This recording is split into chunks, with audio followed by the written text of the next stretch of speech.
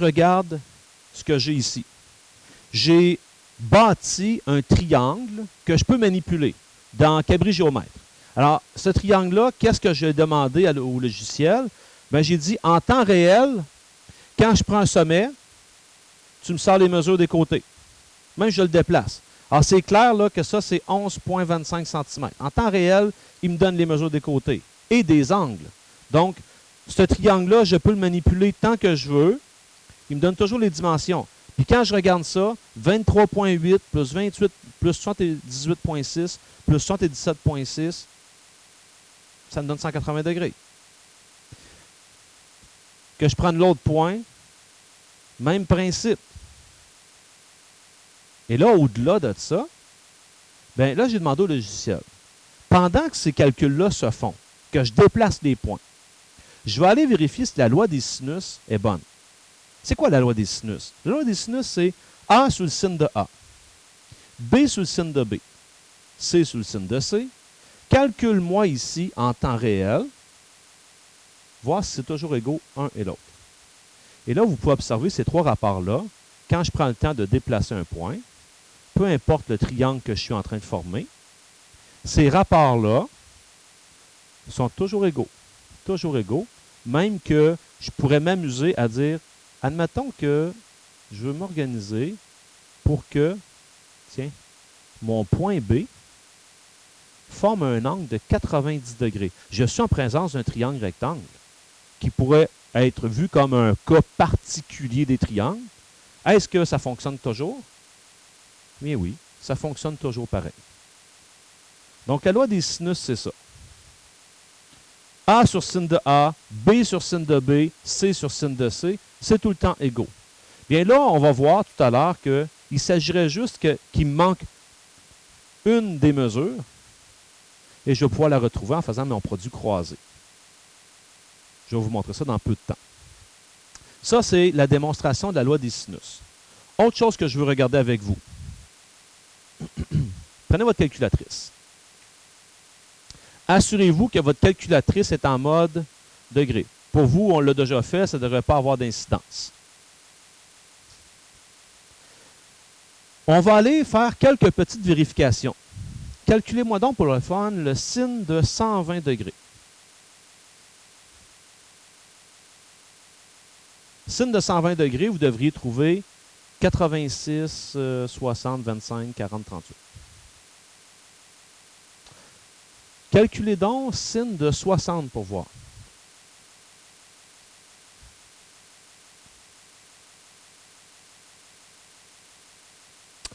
Je viens de calculer deux sins différents. Ça me donne le même résultat.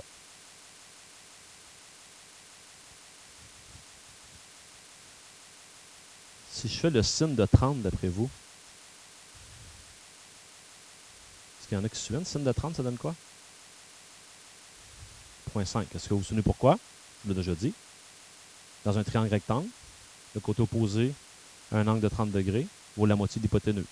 Et le sin, c'est opposé sur l'hypoténuse. C'est normal que ça donne une demi. Si j'allais faire le sin de 150,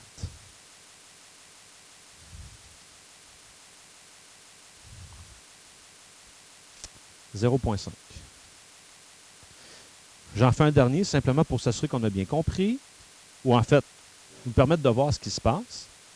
Je vais en mettre un assez évident. Le sin de 170, ça donne ceci. Pour ceux qui ont observé un petit peu le phénomène jusqu'à maintenant, selon vous, ça devrait être égal au sin de quoi?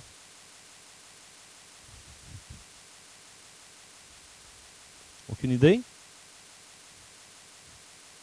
Qui a dit 10? Emmanuel, on essaye sin de 10. Boum. Même affaire. Est-ce que tu peux partager aux autres qu'est-ce que tu as observé, Emmanuel? Supplémentaire.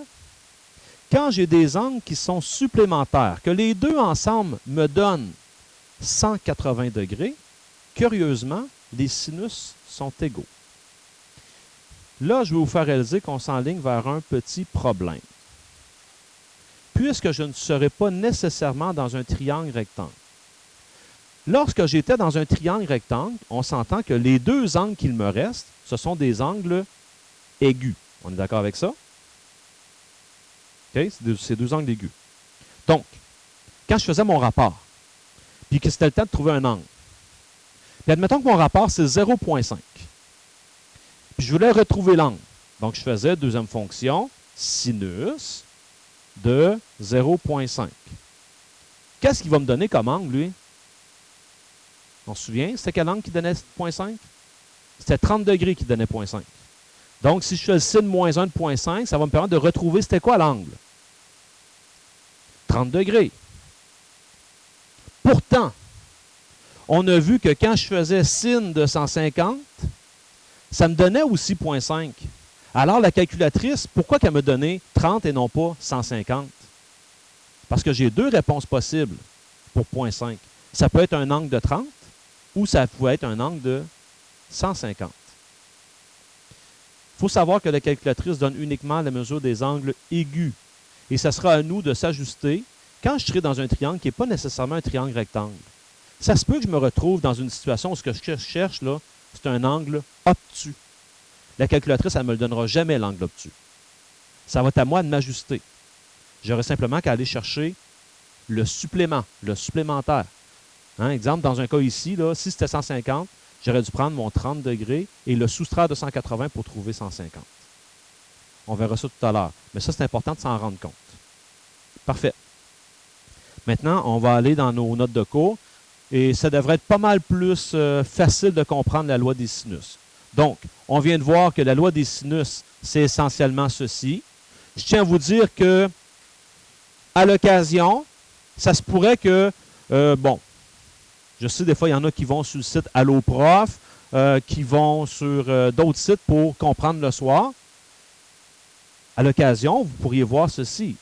Sin A sur A, sin B sur B et sin C sur C. Ça ne change rien. C'est la même affaire. Quand j'inverse les rapports, là, ça ne change absolument rien. Puis, ce qu'on vient de réaliser, ben, c'est ceci. Faire le sin de A ou faire le sin de son supplément, c'est-à-dire 180 moins cet angle-là, c'est égaux. Alors ça va falloir faire attention à ça. Donc, par exemple, le sin de 150, ça donnait 0,5 quand on l'a fait. Puis on s'est rendu compte que c'était la même affaire que faire le sinus de 180 moins 150, c'est-à-dire le sinus de 30, qui donnait également 0,5. En ce qui concerne la vérification du rapport ici de la loi des sines, je vous l'ai montré avec mon logiciel tout à l'heure. C'est tout le temps vrai. Ça veut dire que si ici, je prenais le temps de vérifier ce rapport-là, bien, lui divisé par le sin de lui divisé par le sin de lui, et lui divisé par le sin de lui, ça me donnerait trois nombres qui seraient parfaitement égaux. Allons voir comment je m'y prends maintenant avec la loi des sinus pour trouver des mesures de côté ou des mesures d'angle. Commençons avec des mesures de côté. Donc, je tiens en partant à vous préciser une chose. Vous allez voir au fur et à mesure qu'on va travailler que une caractéristique remarquable de la loi des sinus, si vous voulez l'utiliser, bien de 1, ce n'est pas nécessairement un triangle rectangle, ça va. Et de 2, on va toujours être en mesure de connaître ce qu'on pourrait appeler une diagonale dans le triangle, c'est-à-dire, je connais un des côtés ainsi que son angle opposé. Quand j'ai ça, là, je suis en business. Je peux faire la loi des sines. Parfait. Un peu comme on a fait tout à l'heure, je regarde mon triangle ici, il y a des déductions que je peux faire rapidement. Entre autres, ça, j'ai toujours le droit de faire ça. Lui ici, il vaut 47 degrés. La raison qu'il y a derrière ça, ben, on a fait tout simplement 180 degrés, moins 62, moins 71. Ça, j'ai le droit de le faire, puis ça peut m'aider pour la suite des choses. Par la suite, on prend la loi des sines, telle qu'elle est décrite, et je remplace. Alors, si je remplace, qu'est-ce que je vais obtenir? A. Bien là, vous comprenez que la manière que ça fonctionne dans un triangle, j'ai le petit A ici, ça c'est le petit B, ça c'est le petit C. C'est comme ça que ça fonctionne. Donc, quand je vais remplacer A, je ne le connais pas, sur le sin de 47, c'est égal à B qui vaut 16, sur le sin de 71, et ça serait égal à C sur le sin de 62. Là, j'ai remplacé. Et ce que je vais devoir faire, je vais devoir prendre une partie de ce que j'ai là, de façon à être en mesure de calculer la valeur qui me manque. Nous, ce qu'on connaît, là, c'est ce qu'on appelle des proportions. Regardez, si je prends ça, là, j'ai une proportion. Je ne suis pas obligé d'avoir lui. Et j'ai simplement un inconnu dans cette situation-là. Donc, je ne vais pas le trouver. Donc, j'ai le droit de travailler avec juste cette partie-là. Alors, je vais y aller comme ça. A sur le sin de 47 est égal à 16 sur le sin de 71. Et là, pour trouver A, ben, faites votre produit croisé. Produit croisé dans une situation comme ça, ça va être 16 fois le sin de 47 divisé par le sin de 71. Vous prenez votre calculatrice. Là, bien sûr, essayez-le en même temps que nous, parce qu'il n'y a pas une calculatrice qui fonctionne nécessairement de la même manière. Moi, je suis chanceux, la mienne, c'est dans l'ordre.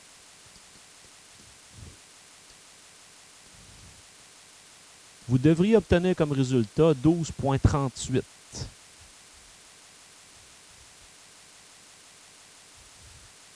Bon, ben mon A dans mon triangle, ça correspond à BC. Donc, je dirais BC mesure environ 12,38 cm.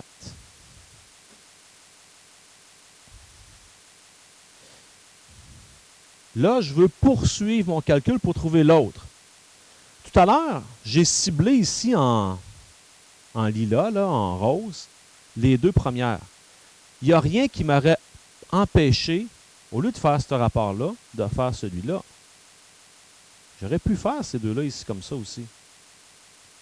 Je connais ces deux-là. Je connais lui. Je ne connais pas lui. Je peux faire encore un produit croisé ici. Élie?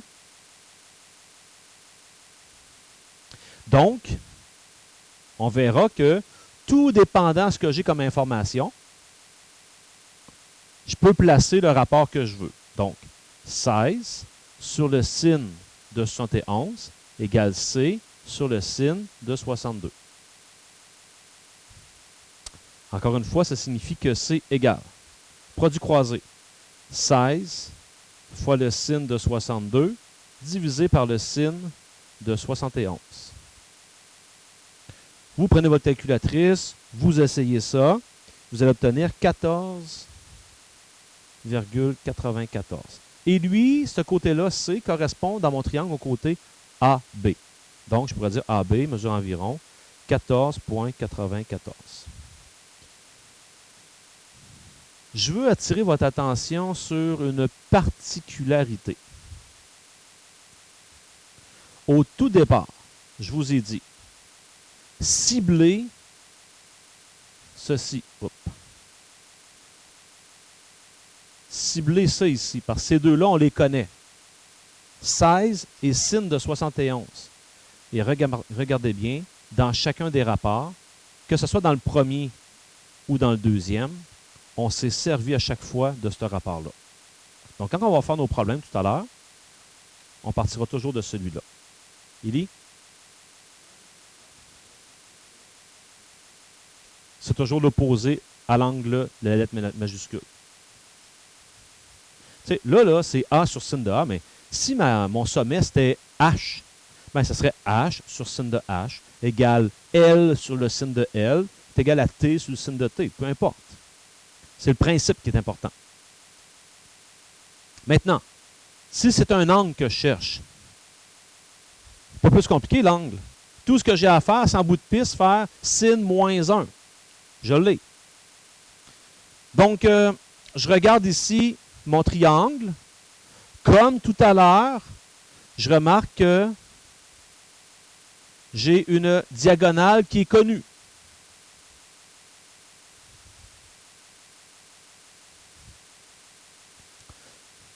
J'établis mon rapport. D sur sin de D, E sur sin de E, F sur sin de F. Je remplace.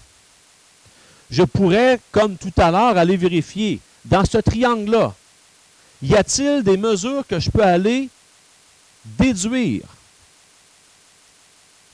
Malheureusement, j'ai qu'un seul angle. Alors que tantôt, on avait deux angles. Donc, je ne suis pas capable de déduire le deuxième et le troisième angle. J'ai deux côtés. Est-ce que je peux aller déduire la mesure du troisième côté? Oui, Kelly? De quelle manière? OK, avec ce que j'ai fait tantôt. J'espérais sincèrement que tu ne me dises pas, ben oui, avec Pythagore, impossible. Ce n'est pas un triangle rectangle. Malheureusement, je le vois trop souvent. OK, on fait attention à ça. Donc là, pour l'instant, comme c'est là, je ne peux pas rien déduire comme ça. Alors, je vais faire mon rapport. Alors, écrivons le rapport. D, dans ce cas ici, comme tout à l'heure, ça c'est D, ça c'est E, ça c'est F. Donc, D, ça va faire 5 sur le sin de D est égal à E sur le sin de E. Alors là, ces deux-là, ça ne va pas vraiment bien parce que j'ai deux inconnus. Et c'est égal à 4 sur le sin de 47. Oui, Elie? Oui, c'est en plein ça. Donc, dans le fond, ce que j'allais m'apprêter à dire, c'est ici, on aurait peut-être tout avantage à se dire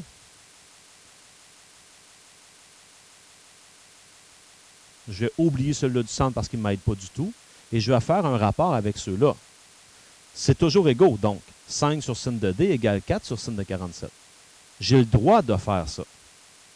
Alors ici, c'est ce que je vais faire pour trouver sin de D. Donc, on va écrire 5 sur sin de D égale 4 sur le sin de 47. Et là, ce que je vais faire, je vais établir mon produit en croix. Donc, sin de D égale. C'est 5 fois le sin de 47 divisé par 4. Et là, ici, je vous rappelle que ce que l'on cherche, c'est un angle. C'est toujours le même principe. Là, j'allais écrire mesure de l'angle D égale. Et là, il faut toujours faire sin moins 1. Je vais vous donner ici deux façons différentes de le faire. Parce qu'avec le temps, je commence à vous connaître. Que vous soyez des étudiants de 4e secondaire de 2014 ou ceux de 2010, vous faites à peu près les mêmes opérations mentales.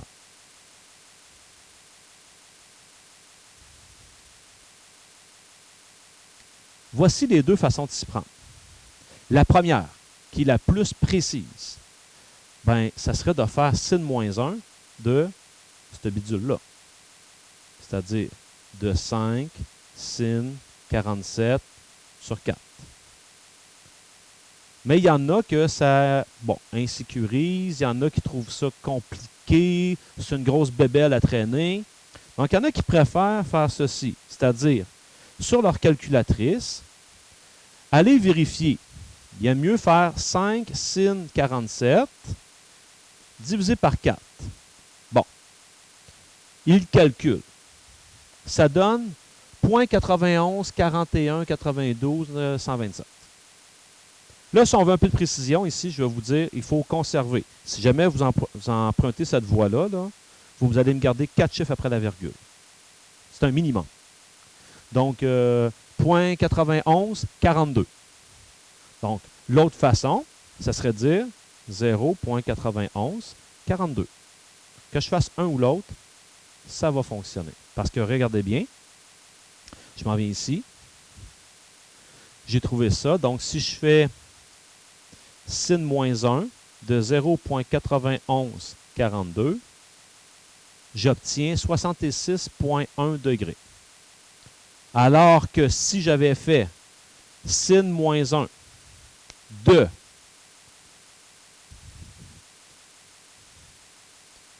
5 fois sin 47 divisé par 4,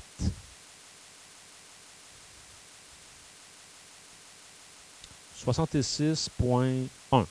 Il y a une légère différence en précision, mais pour nous, au dixième, ça nous affecte peu. Donc, faites-le bien comme vous voulez, mais important de savoir que la mesure de l'angle D, c'est 66,1 degrés.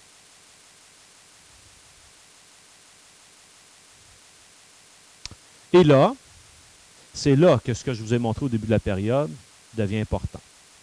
Le triangle qu'on me donne ici, ce triangle-là, EFD, EDF, peu importe, avec les informations qu'on nous a données, 4, 5 et 47, placées comme elles sont là, j'aurais pu avoir ce triangle-là, mais j'aurais pu facilement avoir un triangle où ce que 4 est encore plus incliné, et je me serais retrouvé avec un triangle comme celui-là ici. Et là, à ce moment-là, l'angle D, visuellement, quand je le regarde, j'aurais cherché un angle qui aurait été obtus. Comment j'aurais fait pour trouver l'angle D à ce moment-là? La calculatrice, en faisant sin moins 1, m'aurait encore donné 66,1. Et là, j'aurais dû faire, pour trouver la mesure de l'angle D, j'aurais dû faire 180, comme on a vu tantôt, moins 66,1. Et c'est là que vous auriez obtenu 113,9 degrés pour l'angle D. Donc, dans le fond, si j'ai un angle obtus, les calculs que j'ai à faire au départ sont essentiellement les mêmes. C'est simplement qu'à la fin, je dois m'ajuster en faisant ce que je viens de faire ici. Élie? Ah, si jamais j'en ai besoin, ben, il me resterait quoi à faire? 180 moins, bon, mettons dans ce cas ici, moins 47, moins 113,9, ça me donne l'angle E. Ou dans l'autre, moins 66,1. Ça dépend, c'est quoi la question. On se pratique. Et là, c'est là que je vais vous faire voir qu'on n'est pas toujours obligé d'écrire les trois égalités. Je peux, comme on a vu, partir de l'égalité qui m'est peut-être la plus utile. Ici, je peux tout de suite écrire que c'est clair que 10 sur le sin de 60 sera égal à, je cherche A ici, à A sur le sin de son opposé qui est 50. Ça ne donne à rien d'écrire le troisième. J'ai trouvé la bonne proportion qui me permet de trouver l'inconnu qui est A ici. Donc, dans ce cas ici, A égale, c'est 10 fois le sin de 50 divisé par le sin de 60. Vous essayez ça et vous tombez sur 8,85 cm.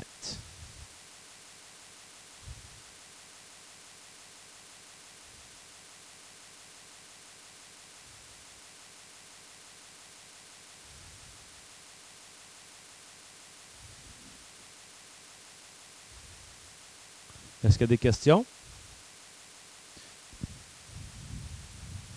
Le suivant. Encore une fois, je peux dire, j'ai cette diagonale-là. 12 et 30 degrés sont opposés l'un de l'autre.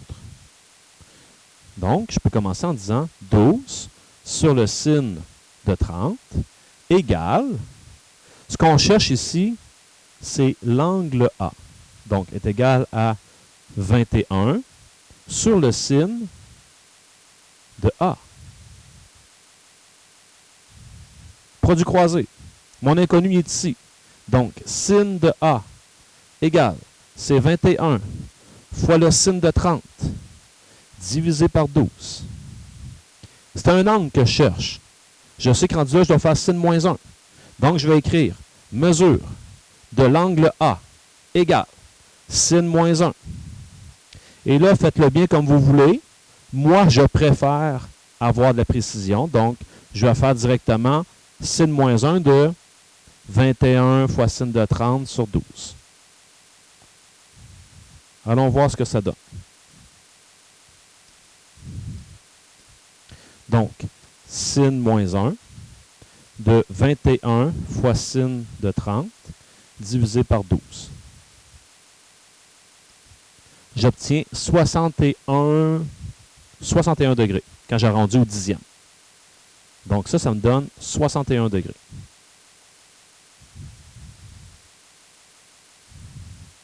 Est-ce que notre problème est fini?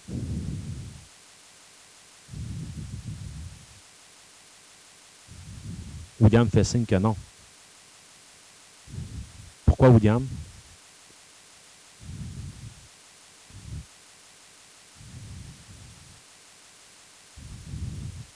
Ah ouais, William il dit, c'est un angle obtus. Donc il y a quelque chose à faire. Bien vu, William. Angle obtus. Il faut faire quoi, Élie? Ouais, là j'écrirais donc. Et ça, là, c'est simplement vous qui pouvez le voir. C'est là que je vais écrire donc, la mesure de l'angle A égale, c'est 180 moins 61 qui donne 119 degrés. Parce que le dessin, c'est rare qu'on va vous dire en maths, vous pouvez vous fier au dessin. Mais pour l'angle obtus, pour voir que c'est un angle obtus, vous pouvez vous fier au dessin.